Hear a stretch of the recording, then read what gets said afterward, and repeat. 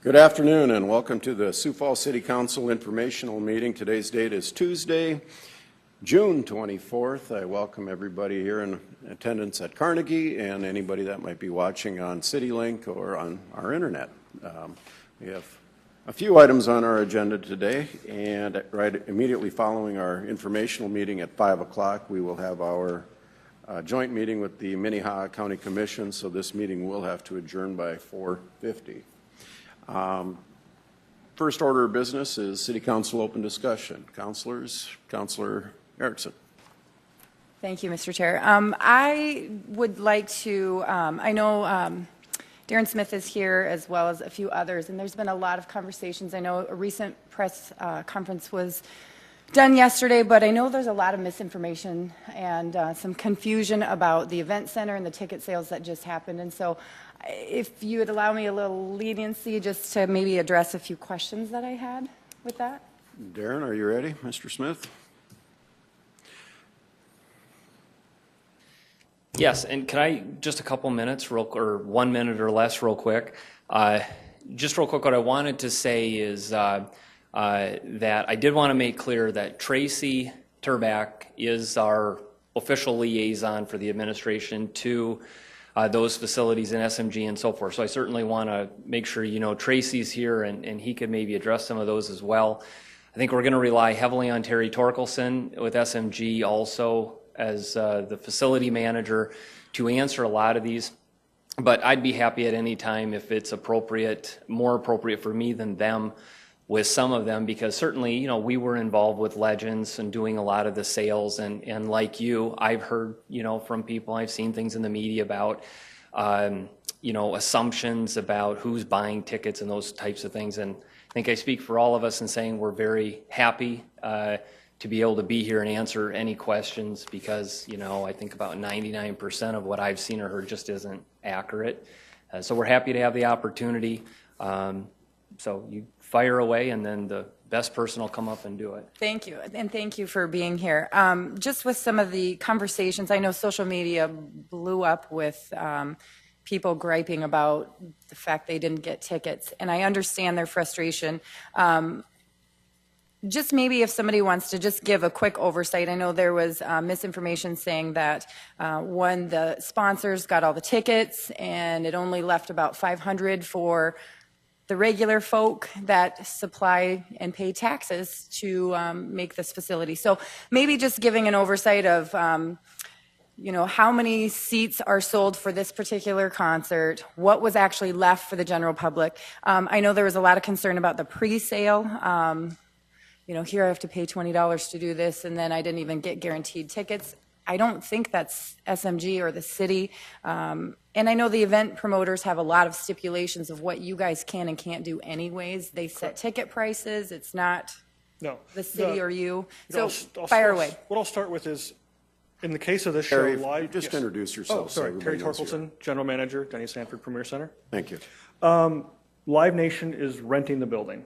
So they're renting the building. They purchased the act to bring it in the hopes of making money. So a lot of the things that happen are decisions of the act. So the very first pre-sale was in fact a fan club pre-sale, and that's controlled by the act and the agents, done as part of their contractual arrangement with Live Nation.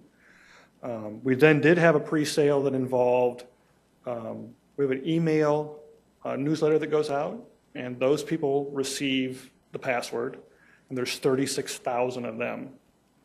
And then some of our sponsors, Sanford and Premier, as well as the Suite and Loge box holders, there were some radio stations that were involved, and then Live Nation has their own list of frequent ticket buyers in this area, because Live Nation and Ticketmaster are essentially the same company. So, I mean, you're talking upwards of 100,000 people that were part of the pre-sale. So if you have a few thousand tickets available, they're going to go quick. Right. How many were available for the pre-sale? We generally like to speak in general terms. We don't like to give out exact numbers. And the reason for that is there are software programs called bots that a lot of people use. You can actually buy them off the shelf. And it's kind of like giving away our secrets as to how many we have for different things. And but let's just say there were thousands and thousands and thousands of tickets available for the public to buy. I mean, it was not a case of, all the tickets were sold for the presale. Not the case at all. Right. It was a case of $60 and $30 for 2 headliners.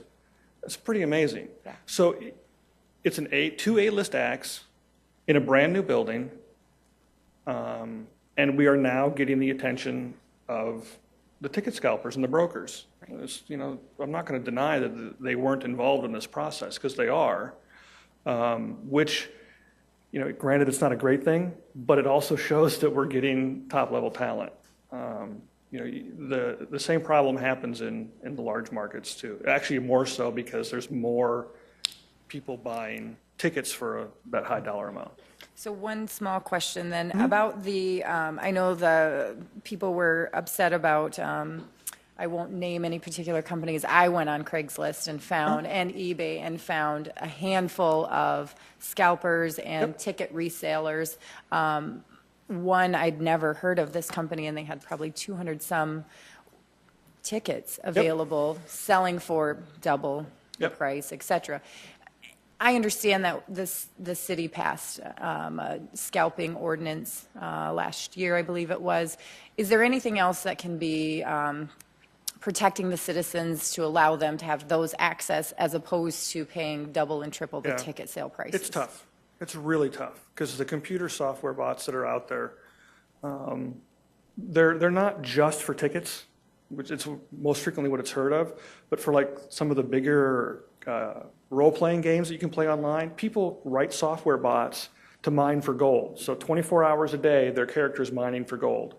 There are bots that are created that people have written to look for hotel reservations, or even restaurant reservations at a hot restaurant. So it's not just for tickets, but I mean, it's a battle. Ticketmaster's trying,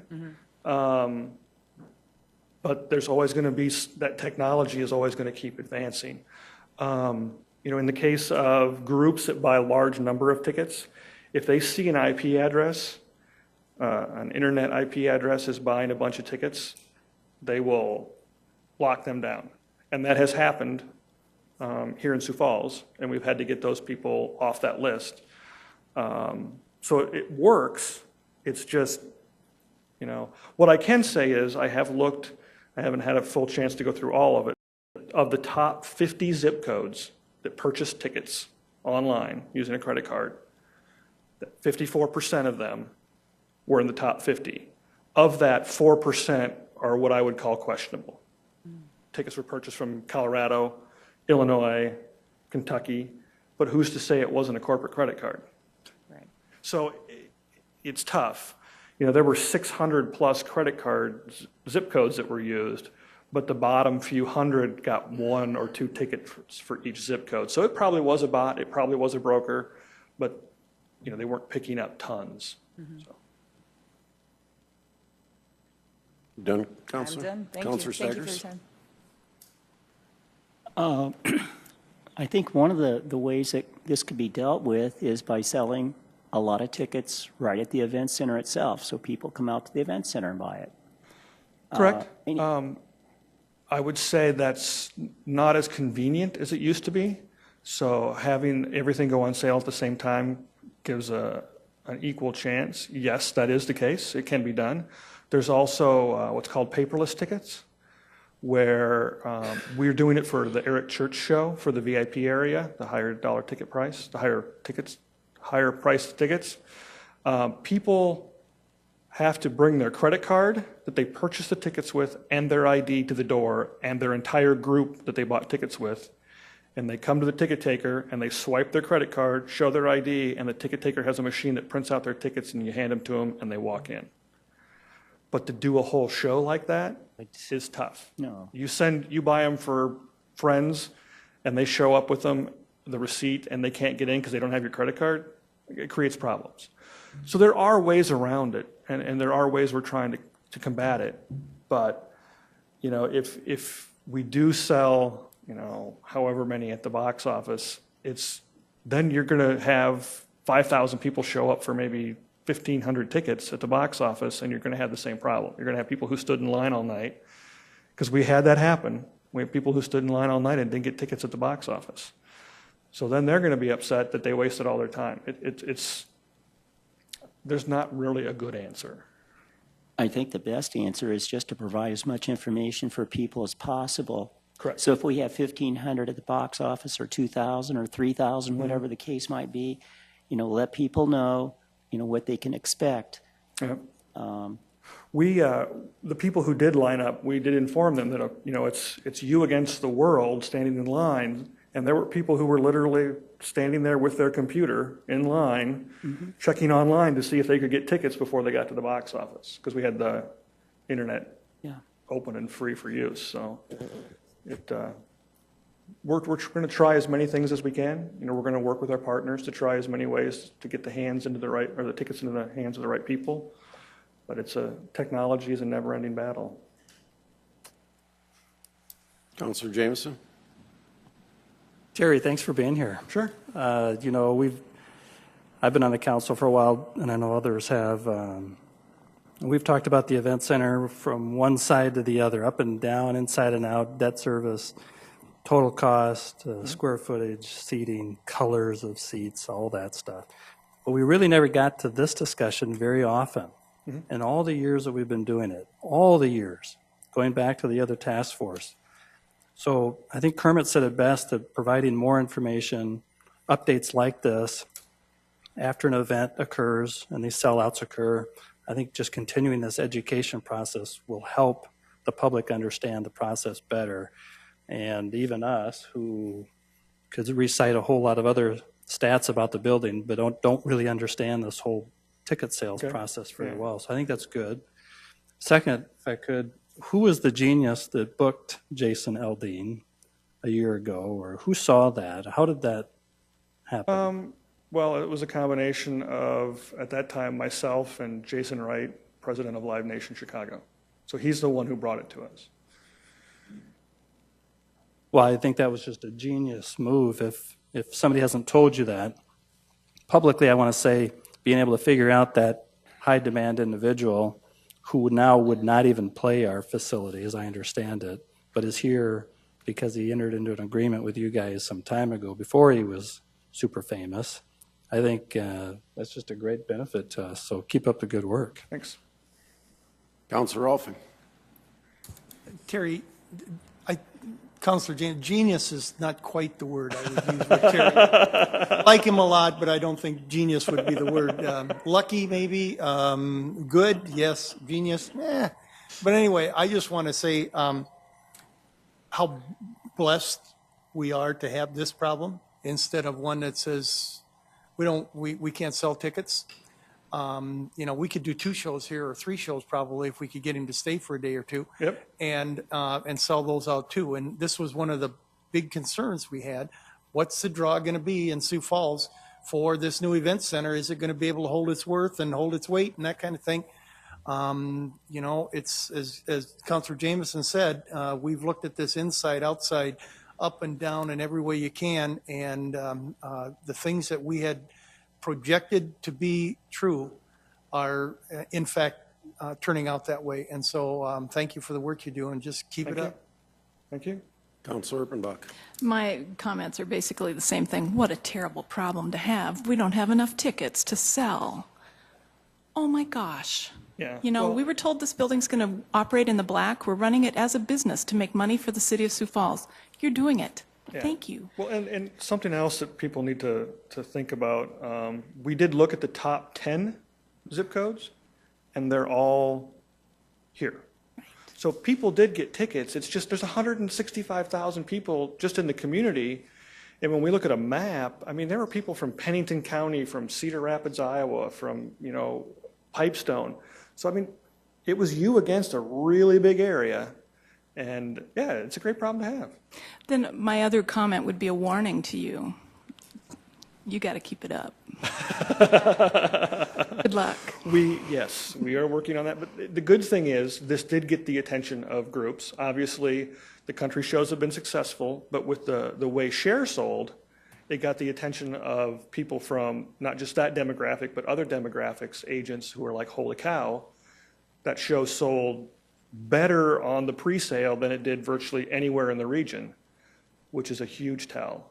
So And people need to also think, those pre-sales that we talked about, it's not like it's the CEO of the company sitting in 5,000 seats. It's average citizens who are buying those tickets. They're all going to the public. It just, if you sign up for our newsletter, you'll get the password. Sometimes we won't do new pre-sales too, so it's going to be all over the board. And my experience has been that the pre-sales are not the great seats either. No. You know, because you're paying cheap for the pre-sale, and you're getting the iffy seats because they want to fill those seats. And it's a great deal. No comment. Counselor Kiley? Terry, it is my understanding that this process of pre-sales and the process that was used to sell tickets for this event is similar to the process used at other venues around the country. Is that correct? And we've done it for Elton John and Cher in 2004. I mean, so we were doing it for the big shows and even the smaller ones. We've always done it. So that list has grown over time, our e-newsletter list. It's grown exponentially since the new building has started to sell. So yeah, it's no different than what we've done in the past. All righty. Thank you, Terry. Yep. We're running short of time here. Do we have other open discussion items? Counselor Staggers? Yeah, just a quick question, I think maybe Darren. And that is, I think it's July 22nd, we're supposed to get a briefing on the event center. And at that time, apparently, we're going to be told more about the siding on the event center. My primary concern between now and then is if there's going to be additional costs. Is there any guarantee that the city will not be stuck with additional costs for that siding? Counselor, I wish I could comment on that, and I can't. That would be Kendra Simmonsma as a project manager, and then more specifically, Mark Cotter. It really would. That's not my area, this project, so sorry. Are you aware in the contract of anything about where we are protected or anything like that? No, it's just not my area. Sorry.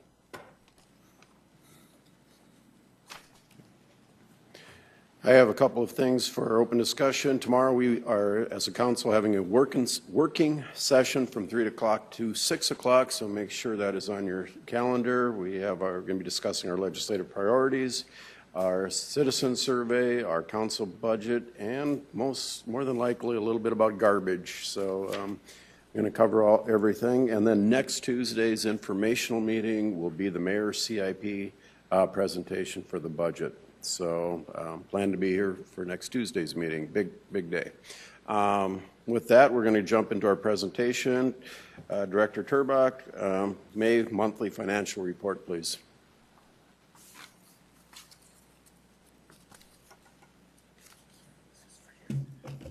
Good afternoon. Tracy Turbach with the Finance Office. Great to be here with the May monthly financial update.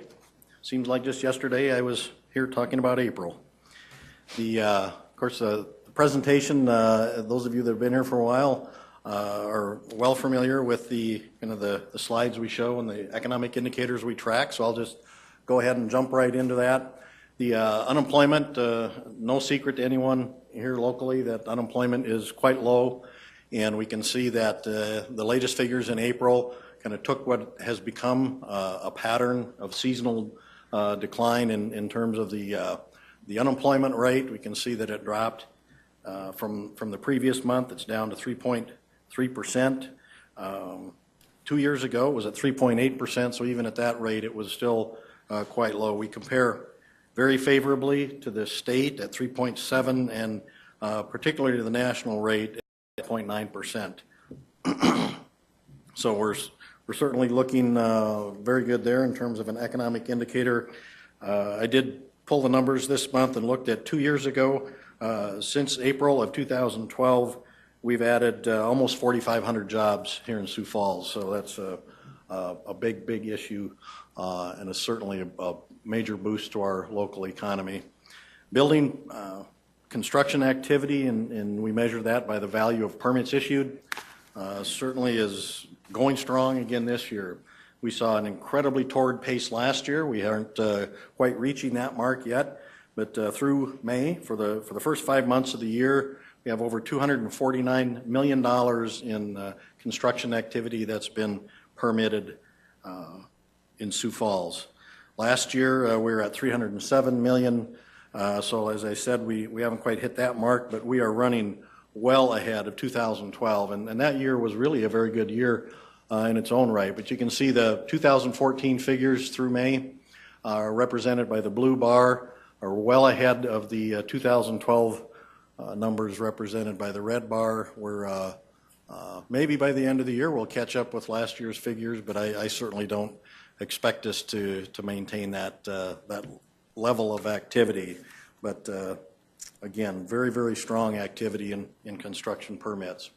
Sales taxes, we're seeing good stability in the growth rate. This 24-month graphic shows you that we've been pretty stable, around 6% for the last 2 years.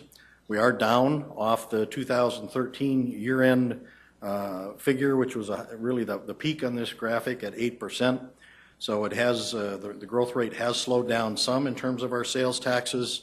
We've talked about that the last couple of months, and I think it was muted a little bit due to the weather in the first quarter of the year. We did see May.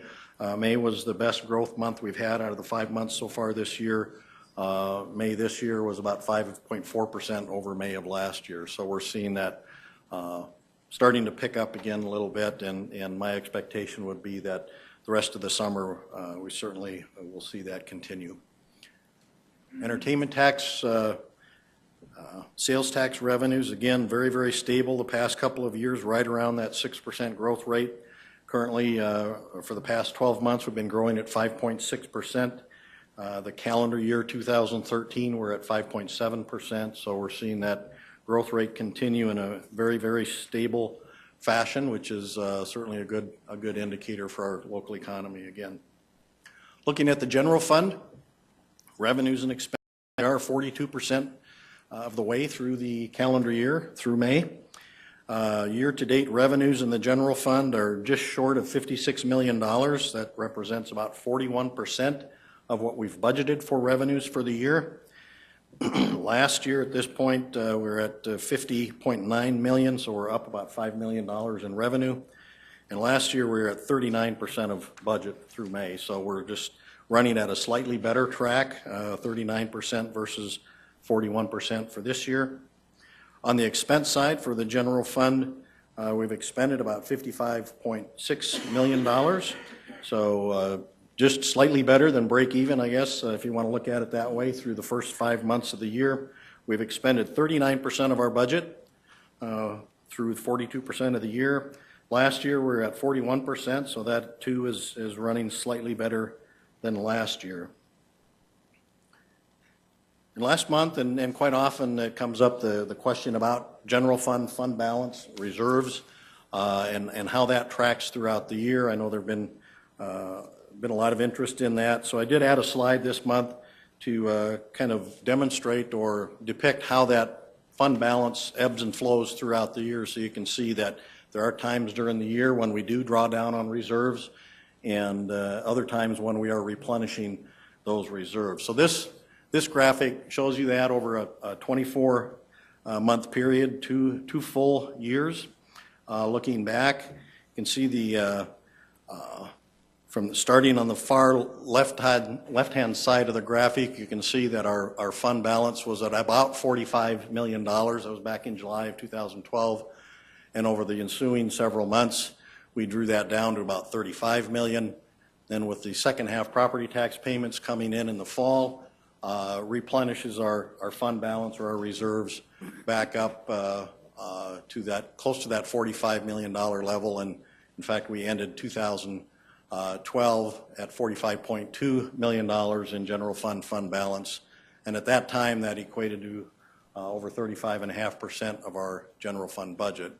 And then again, through the next months, it is gradually drawn down until we see the first half property tax payments then in 2013. It's replenished and drawn down and replenished again.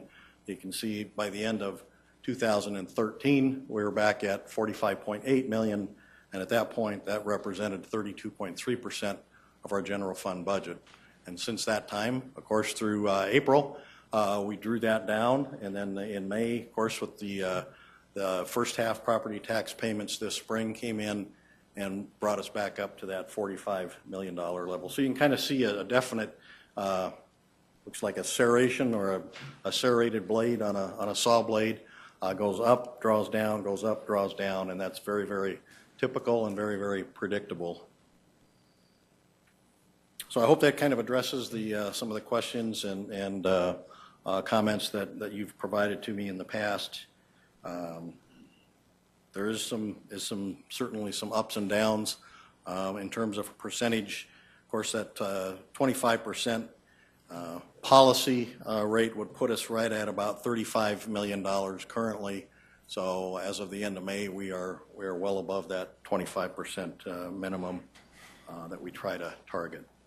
With that, I will open it up for any questions that you folks have today. Questions of Tracy? Rolfie? Tracy, good.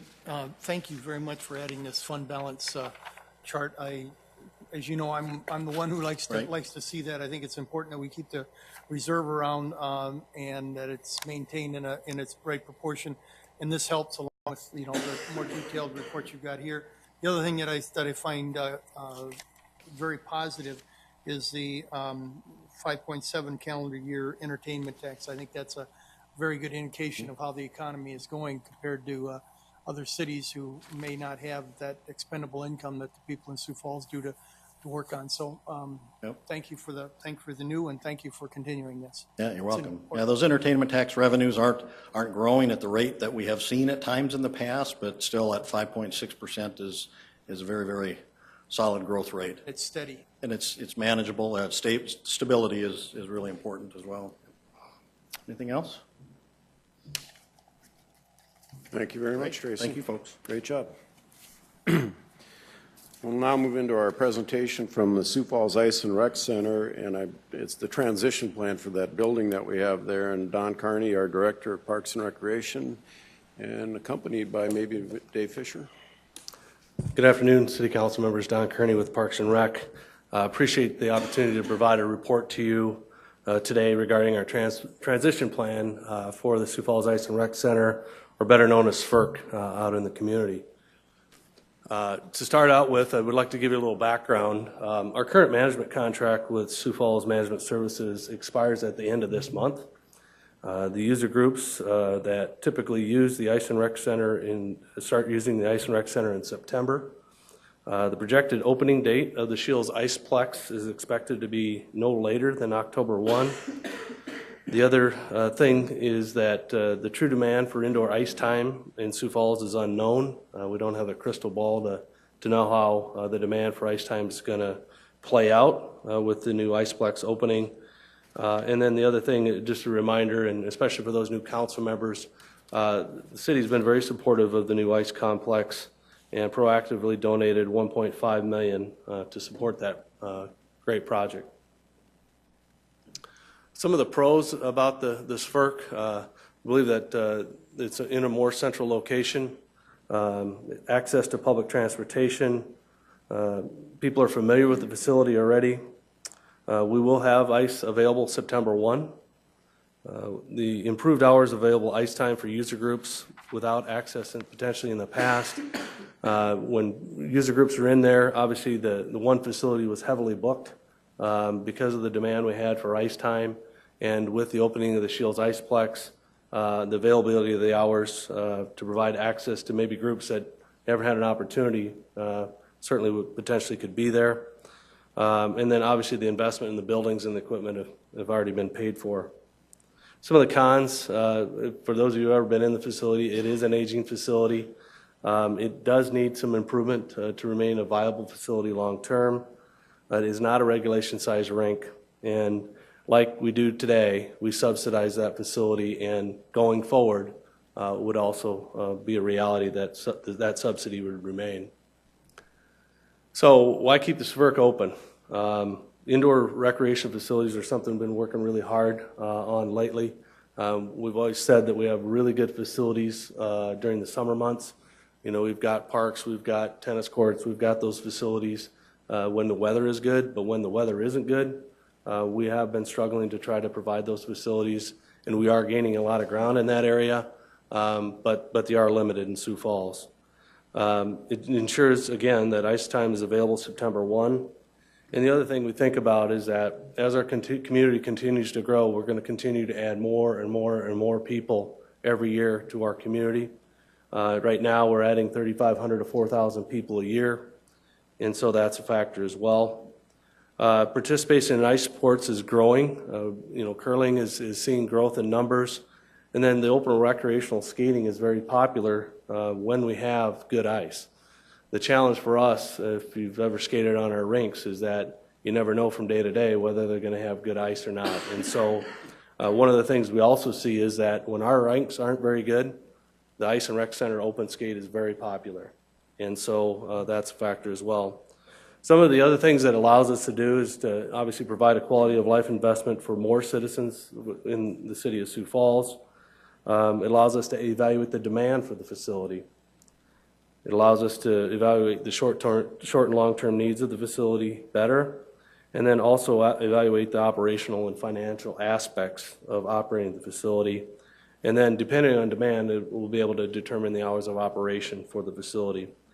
And anybody that's been involved in closing a facility or contemplating closing the facility in the community, you know that whether it be a public service or a public facility, they're very controversial. It doesn't matter whether it's a wading pool or a tennis court or any other public facility for that matter. It's often controversial, and we want to remain cautious with our approach to the Ice and Rec Center. So next steps, what we've talked about is setting ice time rates prior to September 1. When it was operated by Sioux Falls Sports, they had a rate schedule that was approved by the Parks Board as a third-party administrator of our Ice and Rec Center. With the city running it, it will require the City Council to approve that rate structure like you approve pool fees and other fees that we charge in our park system. The plan would be then to open up the Ice and Rec Center using Sioux Falls Sports staff. We felt like that was a huge win for us to be able to bring their team on board as part-time staff to be able to operate the facility. They know the operation of the facility. They know how to make the ice. They know how to operate the Zamboni. They know the nuances of the building, and so they've agreed to do that. The other thing is that we certainly want to reevaluate the use of the Ice and Rec Center by the end of the year. Some of the things we want to take into consideration is the demand for the ice time. How much use is there? How much demand is there for that facility? Revenues and expenses. What does it cost to operate that facility? And then, obviously, as we talked before, the future Ice and Recreation Center capital needs, because anything long-term as it relates to that facility, capital outlay would be involved. So with that, we'd be glad to answer any questions you might have.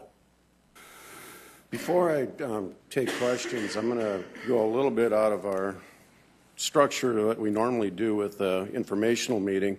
And since this is an informational meeting, I've asked a representative from the Ice Sports Authority. They would like to kind of address this study that was done, I guess. So, Mr. Zuger, were you prepared to make some comments? And that way we can maybe hear from both sides before we do the other. Sure.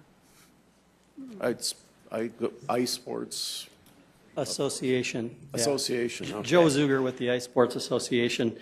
And yeah, I don't have anything particular prepared. I guess what I would say this conversation's been going on for some time now. The conversation about the transition plan and retirement of the Ice and Rec Center, and really a couple things. Number one, our organization doesn't have any issue with opening the SFRC, the former MERC. Our conversations and concerns have everything to do with closing it. So just to be clear that we're in no way advocating that we don't want to see the city of Sioux Falls not have ice available on September 1st. The user groups that we worked so hard over the years to unify, to cultivate and understand their needs, we recognize that ice available September 1st is good for them. So I want to make that point very, very clear. Probably my two comments or two observations would be I sat as a member of the community who left for a while and came back and heard loud and clear for years, decades, that the city of Sioux Falls didn't want to be in the ice rink business. I think that was clear in the late 70s when the Al Englishes and John Grosses and Jim Beckers of the world built the original Minnehaha Ice and Rec Center privately as a nonprofit on donated land. And that was true some 6 or 7 years ago when we decided that if this problem was going to be solved in our lifetimes, it was going to be solved privately by people who are willing to put up their own resources and their time. And we've got a group of volunteers that have supported the Ice Sports Association. Sanford Health came forward and said, it looks like this is going to require a public solution. And if you can unify those user groups and put everyone under one roof, we'll make some land available to you. So, we did that. And the primary reason we did that was that the message from the city was that we don't want to be in the ice rink business. And trust me, building a nonprofit ice arena was not a bucket list item for me. This was done out of absolute necessity and a situational observation as to what was going on in this community. And frankly, from the good in a lot of our hearts to just solve a problem that didn't seem like, after years of fits and starts and failures, it was going to be solved by either the nonprofit user group or the city. So when in 2008, when I sat in a meeting and uttered the words Ice Development Authority, sometimes your life changes at odd moments, and mine certainly did that day, and that eventually became the Ice Sports Association. We did it because the city didn't want to be in the ice rink business. So that leads us up to all of our activities, and many of you know what we did to raise money privately. This entire thing was predicated on upgrading and replacing what were not only financially but functionally obsolete facilities, starting with the Expo building, a building that allowed youth hockey to go from one sheet of ice and figure skating to go from one sheet of ice to 2 sheets of ice from 95 until about, just this past year, 2014. But it was time for that building to go away. Financially, youth hockey's been paying the bill on that place for years. And what we observed was that the community, many of whom don't have kids in the game anymore, came forth and were very generous with their funds, their private funds, to make this happen, because they didn't want to see the next generation have to deal with these truly laughingstock facilities. And if you don't think they're laughingstock facilities, call someone from Mitchell, call someone from Brookings, call someone from Watertown, Aberdeen, Pierre, or Rapid City, not to mention any of the number of towns in southwest Minnesota. And so we just wanted to try to do the right thing because the message was clear that the city didn't want to be in the ice business. We went out and raised money on that premise. So then we had to decide what we were going to build. And we raised $5.5 million privately. The city was generous with a $1.5 million capital improvement, which will allow them to own some of the assets that make the building an ice rink. And we needed to size the rink.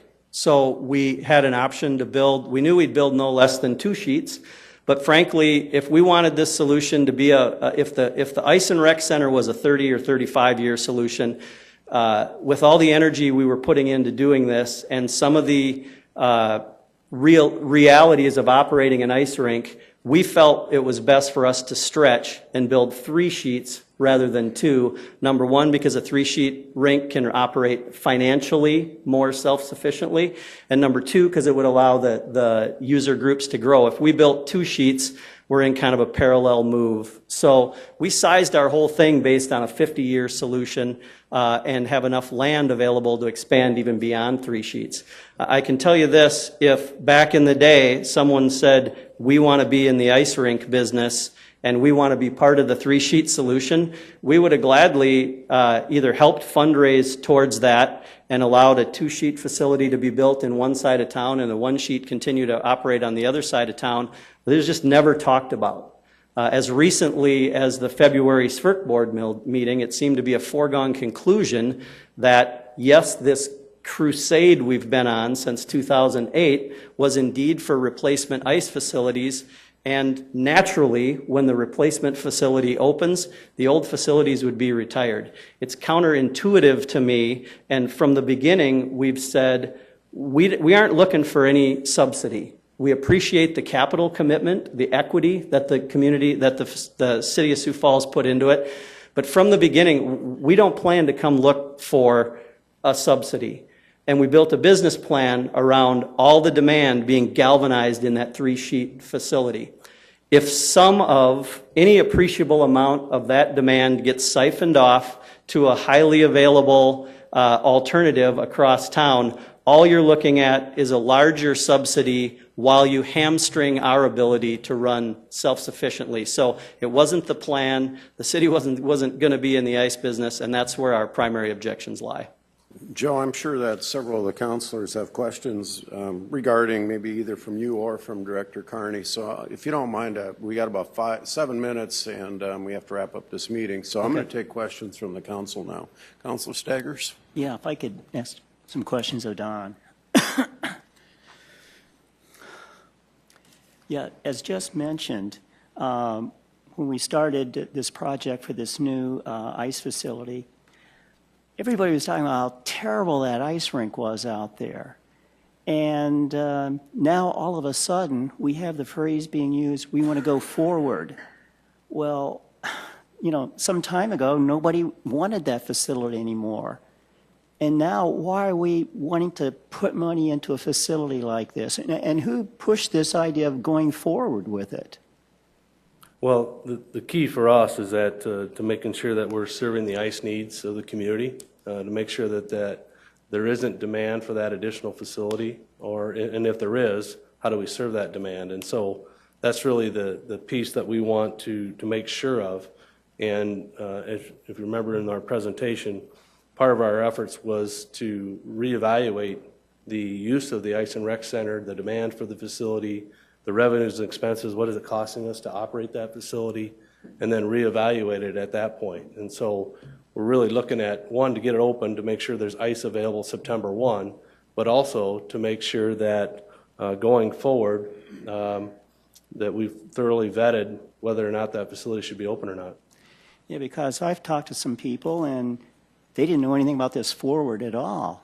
And now today we learned for the first time here, officially, the city council does, that we want to maybe, well, move forward on this. We don't have any numbers. We don't have any money that's involved or anything. The only thing I know is the building is terrible. That's what everybody says. And here we're getting a new facility, and we're looking at an old facility like this. It doesn't seem to make sense right now. We don't have any numbers on how many, kids want to take part in ice hockey or anything like that at all. It's just coming forward and saying, well, we want to maybe go forward, and no numbers, no nothing at all.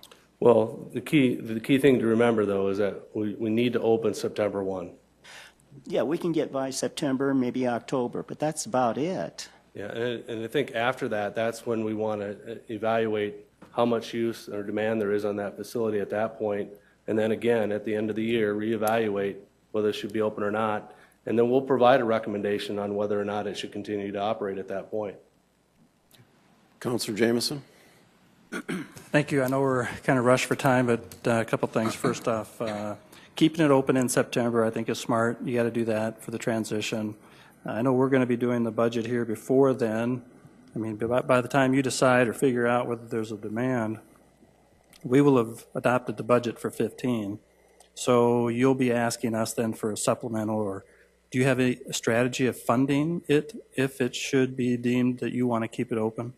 Well, we're currently in the process of working with finance right now to determine what should be included in the budget so that if there is a need to operate that facility, and the recommendation is to move forward to that facility that is provided for in the proposed 2015 budget. Okay. And so the council will have an opportunity to weigh in on that. Right, that's why I want to make sure we still had a chance for that. Second is, I just had to voice my opinion that from the beginning of this whole partnership, I always figured that we were going to be getting out of the ice business. That's just a perception or an intent or a feeling I understood this whole process to be. And the idea of us giving $1.5 million was a great, wonderful thing. we talked about a new beginning with this partnership and a new beginning and a relationship. Even out here looking in the room today, I see these groups sitting on the opposite sides of the aisle, when before we were all together. I mean, it was a big deal that we were together. It was a great success, and we celebrated it. And today I feel like we're kind of tearing apart that relationship, and we're also kind of injecting starting a business partnership with predetermined agreements, and all of a sudden, well, things change. And all of a sudden, we're not in partnerships, and that business relationship is different now. And the city is the one who's kind of changing the rules, I guess. And I'm not liking the tone that it's kind of setting, because that partnership is a beautiful thing, and if we can have more of those going forward, we should do everything we can to harness that, instead of, right now, I get a sense that we're kind of stressing that relationship. So it's my intention and it's my desire to see the SFIRC close. Let's sell it, repurpose it, do something with it, but let's not compete. Let's get out of the ice business. That's just my recommendation. Councillor Rolfing? Yes, thank you. Very quickly, Councillor Jamieson, I agree with everything you said there. I would also suggest, Don, that the people who are running the new place may be a better partner to a certain extent to help with the management of the MRC. I'm back to MRC. I'm sorry. I'm old, and that's where my kids were, is Minnehaha Ice and Rec. But if you got together with them as a potential manager, so that they could come and calendar and do some of those things, and maybe they hire the person out there who knows the facility and can run the things, get the management where we want it in a private partner. We don't want to. I don't want to see this, like Councillor Jamieson, put a smear, if you will, on future public-private partnerships that we have, where it may not be, but it may appear that we're going to come in and maybe try to undercut, and not trying to, but we're looking at the market. Let's look at the market and have that one as a backup if we need it. And I understand the September thing, but that might be a possible solution to take a look at. Councillor Erickson. Thank you. I think we all agree on the September open date. It's just something we have to do. I'd like to maybe get to the basics of making sure this group can feel confident and trust us, the city, to know that, okay, maybe 30 days or 60 days after the second sheet of ice is laid, and we know those needs are being met, and all the user groups have the opportunity to get the time in that they need. 30 days, 60 days, done. They need, in my opinion, they need to have that certainty to know that this is going to be closed and when, so they don't have that stress, that anxiety to know that their business plan is going to work, is it not going to work, do we need to fundraise more money now because we have competition. We've operated with one sheet of ice for such a huge community, 3 sheets of ice for the experts that are in this facility, the figure skaters, the hockey players. They've researched this. They know I don't have hockey players in my family. However, these groups know what the needs are. 3 sheets is going to be hopefully 50 years is what they're projecting. If not, there's room to grow. This facility that's kind of dumpy, let's close it. Let's move on. Let's get rid of that subsidy and reinvest in this opportunity to let kids and people use this brand new facility. I'm understanding that there's a partnership with them, that they'll allow people to come and use the ice.